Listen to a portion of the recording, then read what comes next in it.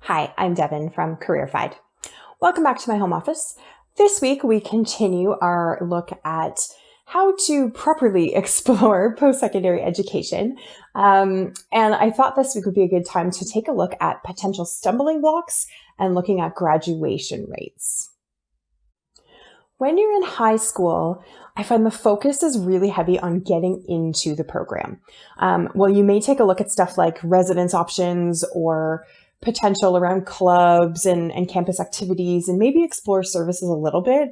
The really heavy focus tends to be on what are the admission requirements? How am I going to get in? Am I eligible for scholarships based on my grades?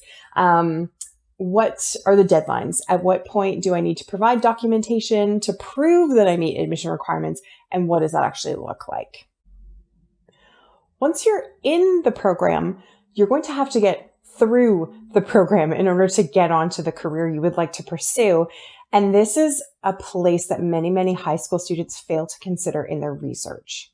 Particularly if you are looking at programs where it's notoriously difficult to get into them, that's just step one. All you did by getting in was show that you have potential in that area. You still have to get through it. So it's going to be massively challenging after that. Getting in was probably the easiest part. So when you're looking at that long haul, you don't want to wait till the first day of classes to start going, okay, where am I possibly going to run into some issues here? And how can I start planning for that? Start doing that now. And there's a few ways you can do that. So the first thing I would suggest is take a look through the syllabus for the program. I don't know how easy it'll be to get your hands on a paper copy of a program calendar this year. I suspect a lot of schools did not print nearly as many, but you will be able to download a PDF copy from the website. And if you go to your program area, your major, all that kind of stuff, it will tell you what course requirements you have, how many optional courses or electives you need to take, all that kind of stuff. So take a look through. How are things mapped out? How much flexibility do you have in terms of when you take courses? Are you going to come across a semester that's loaded up with a bunch of subjects that you've always found particularly challenging? Is that something you can avoid? And then look at course structure, right? How are you evaluated? Are you going to be doing a lot of group work, a lot of lab work, attending a bunch of seminars? What do your exams look like? Do you have to write term papers? Are you going to be writing, longhand essay type exams or multiple choice type exams? So those are all things you can find out right now. And you know your own academic strengths and weaknesses, so you can play to them accordingly. The next thing I would recommend is find out how the school supports you. And I will harp on this forever. Every post-secondary institution in Canada offers a suite of services to help you succeed at school, to help get you through it. And this includes any number of things. You'll find that there is individual and small group tutoring available. You'll find career services and supports available on campus.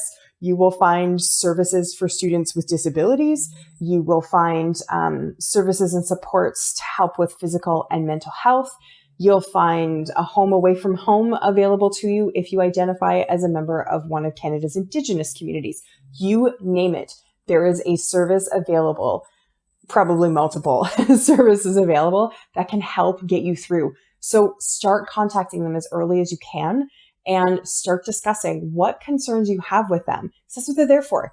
You pay ancillary fees alongside your tuition. That's what those fees cover. So take advantage of those services because you pay for them anyway.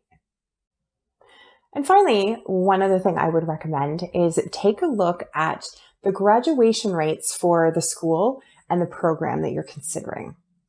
What I want you to particularly pay attention to is how long do people generally take to complete the program? We get really used to saying stuff like, oh, it's a 4-year degree. Oh, it's a 2-year diploma. That means you can complete it in that amount of time, but it doesn't mean you're required to complete it in that amount of time. So take a peek at that. I would recommend doing that. In 2018, Maclean's actually published a list of the highest and lowest graduation rates for a number of universities across Canada. They were looking at undergraduate programs. And the metric they used was actually 7 years, not 4. So you can call it a 4-year degree program all you want, but that doesn't mean that's what people are doing with it. So I'm going to link to that article down below so you can take a peek at that. But that's definitely another area I would take a look at, simply because that rate of graduation, that time for graduation, completely changes the picture. So my tip for this week is take a look past getting into the program. Getting in is just the first step. If you want to pursue a particular career, you have to complete the education. You have to complete the training. You have to complete the credentials in order to get on to the next steps. So start looking at how you're going to succeed in the program and start making a plan for the potential stumbling blocks you may come up against along the way. Thanks so much for joining me. I will see you back here next week for a new tip. You take good care.